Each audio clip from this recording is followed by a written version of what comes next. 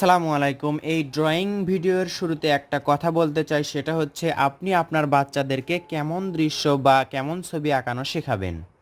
এমন দৃশ্য বাচ্চাদেরকে শুরুতে শেখাবেন যে দৃশ্যটা বাচ্চারা শুরুতেই আঁকতে পারবে, সুন্দর করে আঁকতে পারবে, সহজেই বুঝতে পারবে এবং একে নিজেরা উৎসাহিত হবে। তাই তাদেরকে ছোট্ট ছোট্ট দৃশ্য আঁকানো শেখাতে হবে, যেটা তাদের কাছে সহজ হয়। প্রথম দিকে সহজ দৃশ্য আঁকানো শিখবে, এরপর পর্যায়ক্রমে আস্তে আস্তে বড় এবং সুন্দর দৃশ্য আঁকবে। তাই কঠিন দৃশ্য বাচ্চাদেরকে আঁকতে দেওয়া উচিত নয়। এরকম সহজ সহজ দৃশ্য বাচ্চাদেরকে আঁকতে দিতে হবে। এই ভিডিওতে যেরকম দৃশ্য আমি আঁকছি সেরকম দৃশ্যই বাচ্চাদেরকে শেখাতে হবে। প্রথমে কি করতে হবে, পেন্সিল নিয়ে, পেন্সিলটা বেশি শার্প করা যাবে না, অর্থাৎ বেশি চিকন হওয়া যাবে না। বাচ্চারা যখন ধরবে তখন শক্ত করে ধরে। বাচ্চারা প্রথম অবস্থায় কিন্তু একেবারে হালকা করে ধরতে পারে না, তারা কিন্তু ঠেসে ধরে। তাদেরকে বাধা দেওয়া যাবে না, তারা ইচ্ছা মতো ড্রয়িং করবে, এটা আসলে মনের বিষয়। তারা পেন্সিল দিয়ে এভাবে একটি সাদা কাগজ বা আর্ট পেপারের উপর সোজা দাগ আঁকবে। এখান থেকে দেখতে পাচ্ছেন, চেষ্টা করাতে হবে তারা যেন সোজা দাগ আঁকে। স্কেল ব্যবহার না করাই ভালো, হাত দিয়ে শেখা ভালো। এভাবে সোজা একটি দাগ আঁকবে। আঁকার পর কী করতে হবে, দেখতে পাচ্ছেন বাচ্চাদেরকে ত্রিভুজ চতুর্ভুজের মাধ্যমে শেখাতে হবে, তাহলে ভালো হবে। এখানে একটি সোজা দাগ আঁকবে, এই পাশেও একটি সোজা দাগ আঁকতে হবে, দুইটা যেন একই সমান হয়। এরপর এখানে একটি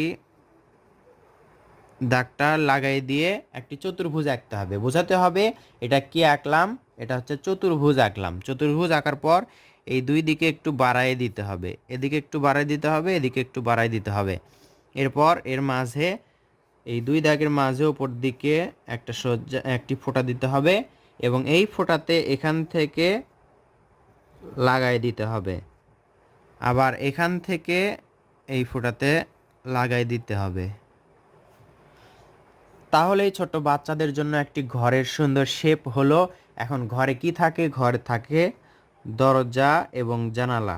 তাদেরকে কিন্তু এভাবেই শেখাতে হবে, উৎসাহ দিয়ে শেখাতে হবে, কঠিন দৃশ্য শেখানো যাবে না। দরজা আঁকতে হবে, দরজার নখটা এভাবে দিতে হবে। এরপর দুই পাশে দুইটা জানালা আঁকতে হবে, জানালাটা চারকোনা হয়, অর্থাৎ বলতে হবে দুই পাশে দুইটা চতুর্ভুজ। এখানে দেখতে পাচ্ছেন ত্রিভুজ এবং চতুর্ভুজেরই খেলা, আমি বোঝাচ্ছি একটু পর। আমি যে এই ঘরটা আঁকলাম সেটাতে কি আছে, একটি ত্রিভুজ, এটা পুরোটা মিলে একটা চতুর্ভুজ, এটা চতুর্ভুজ, এটা চতুর্ভুজ, এটাও চতুর্ভুজ তবে লম্বা, অর্থাৎ ত্রিভুজ চতুর্ভুজ দিয়েই সুন্দর একটি ঘর হলো। এরপর আমরা এর পাশে আঁকবো একটি গাছ। গাছ আঁকার জন্য একটু জায়গা নিব আমরা এদিকে। গাছ আঁকবো কী করে, দেখুন একটা বৃত্ত আঁকতে হবে, বৃত্তর শেপ আঁকতে হবে। এইভাবে একটি বৃত্তর শেপ আঁকলাম, শেপটা কিন্তু একেবারে গাঢ় করলাম না, হালকা করে রেখে দিলাম। বাচ্চাদেরকে এভাবে শেখাবেন, তারা সহজেই শিখবে। এরপর এখান থেকে সোজা একটি দাগ, এখান থেকে সোজা একটি দাগ, তাহলে দেখুন গাছের শেপ কিন্তু অলরেডি হয়ে যাচ্ছে। এখানে এর মাঝে একটি ভি আঁকতে হবে। এরপর দেখুন আরও সহজ হয়ে যাবে আপনাদের জন্য বোঝাতে। এই দাগের ওপর দিয়ে এইভাবে আমরা গোল গোল আঁকবো। এইভাবে এই দাগের ওপর দিয়ে যদি আঁকা হয়, বাচ্চারা সহজে আঁকতে পারবে, বুঝতে পারবে। এখান থেকে এটার সাথে লাগাই দিব, সুন্দর একটি গাছ হয়ে গেল। ঘরের পাশে বা ঘরের পিছন দিয়ে এইভাবে ঝাউ গাছ দেখা যাচ্ছে, এখান থেকে এই গাছ পর্যন্ত আমরা ঝাউ গাছ আঁকলাম। এই পাশেও একটু ফাঁকা ফাঁকা লাগছে, এজন্য আমরা এই পাশেও আঁকলাম। আঁকার পর এখানে দেখতে পাচ্ছেন একটি দরজা, এই দরজার সাথে যদি একটা আমরা রাস্তা আঁকি তাহলে কিন্তু আরও সুন্দর হবে। একটু ঢেউ ঢেউ করে দিয়ে রাস্তা, এই ঢেউ থেকে আরেকটা ঢেউ আঁকবো আমরা। ভাঁজটা কিন্তু একই রকম হতে হবে, এই পাশেও যেই ভাঁজ এই পাশেও সেই ভাঁজ।